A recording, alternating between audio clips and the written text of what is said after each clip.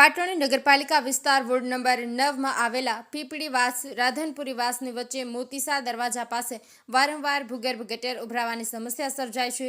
સ્થાનિક રહીશો દ્વારા વારંવાર નગરપાલિકામાં ઉભરાતી ભૂગર્ભ ગટરની રજૂઆત કરવામાં આવે છે।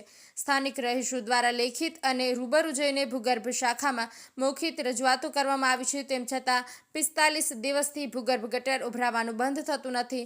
પાટણ નગરપાલિકાનું આ નગરોળ તંત્ર સત્વરે જાગી રોજબરોજ ઉભરાતી ભૂગર્ભ ગટરની સમસ્યાથી પાટણની જનતાને મુક્ત કરાવે અને વારંવાર ઉભરાતી ભૂગર્ભ ગટરની સમસ્યાથી અહીં ગંદકીનું સામ્રાજ્ય થવા પામે છે। ઘણા લાંબા સમયથી ભૂગર્ભ ગટર ઉભરાવાથી મચ્છરોનો પણ ઉપદ્રવ થયો છે। મચ્છરોના કારણે નજીકમાં જ આવેલા આજુબાજુના ઘરોના બાળકોને ડેન્ગ્યુ અને મેલેરિયા જેવા રોગો પણ થાય છે। અહીંયા નજીકમાં એક ડાયાલિસિસનું દર્દી પણ છે।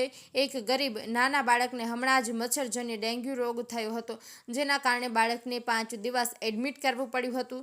આ બાળક ગરીબ અને મધ્યમ વર્ગના પરિવારને આટલો મોટો મેડિકલ ખર્ચ પણ પરવડતો નથી। ભૂગર્ભ ગટરનું કામ કરતી એજન્સી દ્વારા કુંડીઓની સાફ સફાઈ કર્યા પછી ગંદકી ત્યાંની ત્યાં જ પડી મૂકવામાં આવે છે।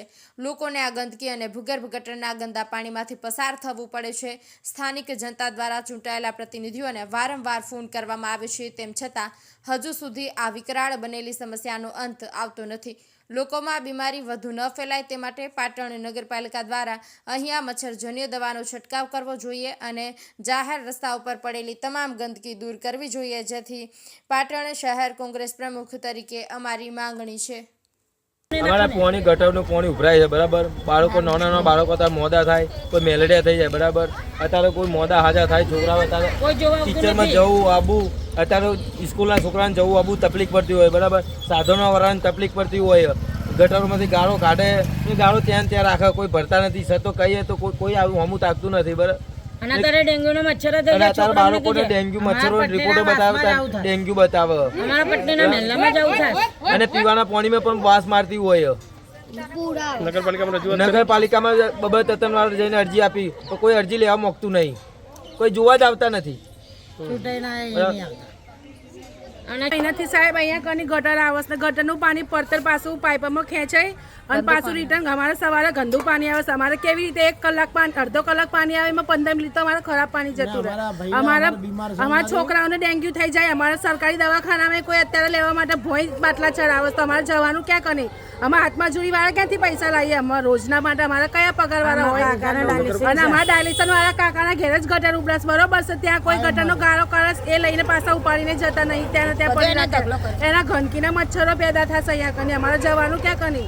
અમારે ડૂચા લઈને જવાનું, ડૂચા લઈને આવવાનું। અમારા છોકરા સ્કૂલ વાળા અહીંયા આવીને ઉભા રિક્ષા કોઈ અધિકાર અમારે જવાનું ક્યાં કને? આના દેવતમ ભાઈ અમારા આ દેવચંદભાઈને કરી, નરેશ ડોક્ટરને કરી, પછી એક બેન આવે એમને પણ અમે રજૂઆત કરી, પણ કોઈ અહીંયા એને જોઈને જતા, કોઈ અહીંયા આવતું નથી અરજી આવવા માટે અમે પાણી ભરીને તે પણ નળનું પાણી ભરીને અમે ગયા, તોય પણ કોઈ અહીંયા આવતું નથી।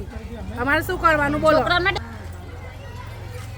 બાબા સાહેબ ના આવો સાહેબ એને લવાય ને આપણે કામ થાય।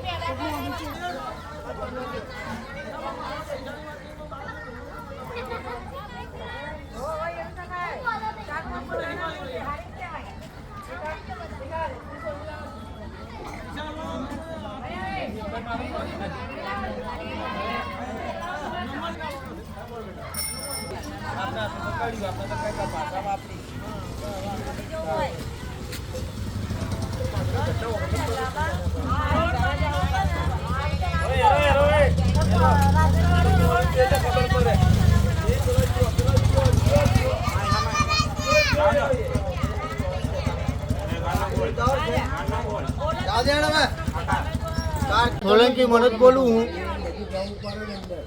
સોલંકી મનોજ બોલું હું। 14 વોર્ડમાં અંદર કોઈ પાણી સારું આવતું નહીં, એનો નિર્ણય કોણ લે? આના ગટરો ઉભરાય, ડેન્ગ્યુ મચ્છર બધું પડી, એનો નિર્ણય કોણ લે?